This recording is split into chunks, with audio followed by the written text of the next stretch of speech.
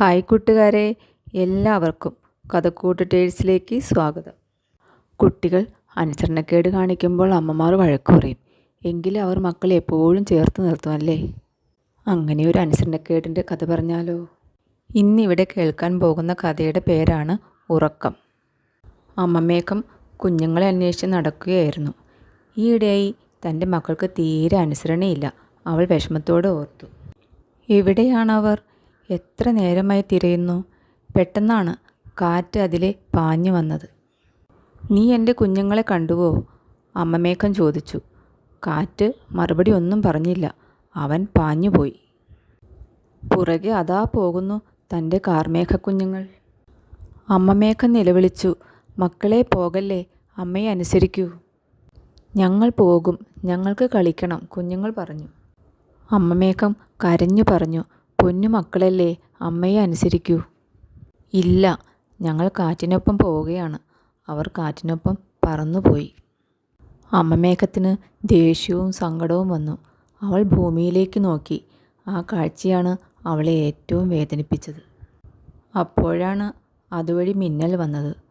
അവൾ ചോദിച്ചു, കൂട്ടുകാരി, നീ എന്താ ഇത്ര വിഷമിച്ചിരിക്കുന്നത്? എൻ്റെ മക്കൾ എന്നെ അനുസരിക്കുന്നേയില്ല.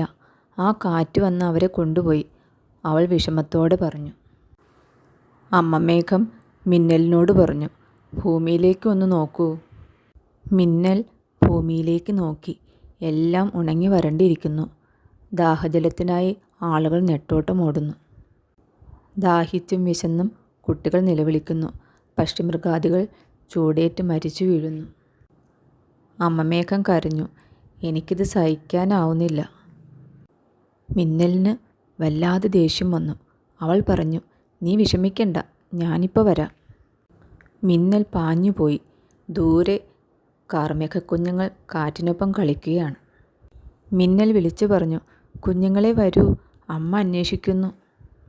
ഇല്ല, ഞങ്ങൾ വരില്ല, ഞങ്ങൾക്ക് കളിക്കണം, കുട്ടികൾ വിളിച്ചു പറഞ്ഞു.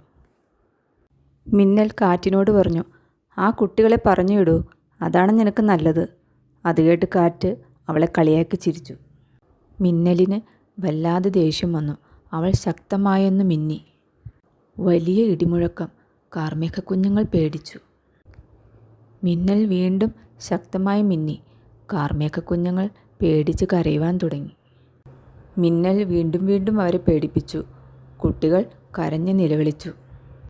ആ കരച്ചിൽ ഭൂമിയിൽ മഴയായി പെയ്തു.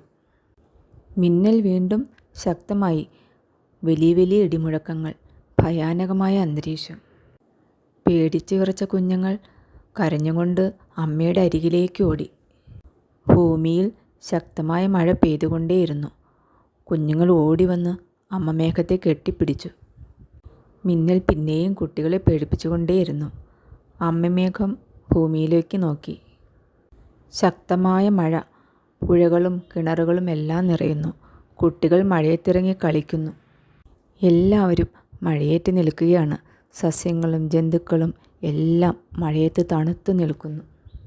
ഭൂമി നന്ദിയോടെ അമ്മമേഘത്തെ നോക്കി. അമ്മമേഘം പറഞ്ഞു, കൂട്ടുകാരി, മതി, എൻ്റെ മക്കളെ പേടിപ്പിക്കാതെ. കുഞ്ഞുങ്ങളെ നോക്കിക്കൊണ്ട് മിന്നൽ പറഞ്ഞു, ഇപ്പോൾ ഞാൻ പോകുന്നു. അനുസരിച്ചില്ലെങ്കിൽ ഞാൻ ഇനിയും വരും. അമ്മമേഘം കുഞ്ഞുങ്ങളോട് പറഞ്ഞു, കുഞ്ഞുങ്ങളെ, അമ്മയ്ക്ക് നിങ്ങൾ എന്ത് ഇഷ്ടമാണെന്നറിയോ? നിങ്ങളെന്താ എന്നെ അനുസരിക്കാത്തേ? കുഞ്ഞുങ്ങൾ കരഞ്ഞുകൊണ്ട് പറഞ്ഞു, ഞങ്ങൾ എന്നും അമ്മയെ അനുസരിക്കും. ഞങ്ങൾ എപ്പോഴും അമ്മയുടെ കൂടെ തന്നെ ഉണ്ടാകും.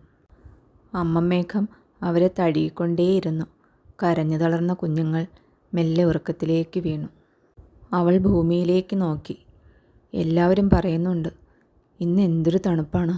എത്ര നാളായി സുഖമായി ഒന്ന് ഉറങ്ങിയിട്ട്. ഇന്ന് നന്നായിട്ടൊന്ന് ഉറങ്ങണം.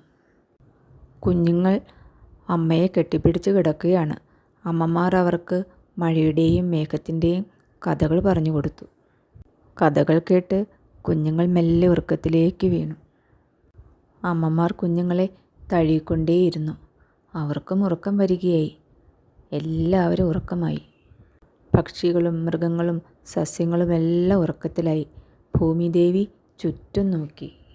തൻ്റെ മക്കളെല്ലാം ഉറങ്ങുകയാണ്. അവളും മെല്ലെ കണ്ണുകൾ അടച്ചു. ഭൂമിയിൽ എല്ലാവരും ഉറങ്ങുകയാണ്. അമമേഘത്തിന് സന്തോഷമായി. തനിക്കും ഉറക്കം വരുന്നു. അവൾ തൻ്റെ മക്കളെ കെട്ടിപ്പിടിച്ച് കിടന്നു. മെല്ലെ അമമേഘവും ഉറക്കമായി. അവൾ ഉറങ്ങുകയാണ്. ശാന്തമായി, സന്തോഷമായി, സമാധാനത്തോടെ ഉറങ്ങുന്നു. കൂട്ടുകാരെ, നിങ്ങൾക്ക് ഉറക്കം വരുന്നുണ്ടോ? ഈ കഥ നിങ്ങൾക്ക് ഇഷ്ടമായോ? ഇഷ്ടമായെങ്കിൽ ഒരു ലൈക്ക് തരണം കേട്ടോ. ഈ ചാനൽ സബ്സ്ക്രൈബ് ചെയ്തൊന്ന് സപ്പോർട്ടും കൂടി ചെയ്യണേ. അടുത്ത കഥയുമായി വരുന്നതുവരെ ബൈ.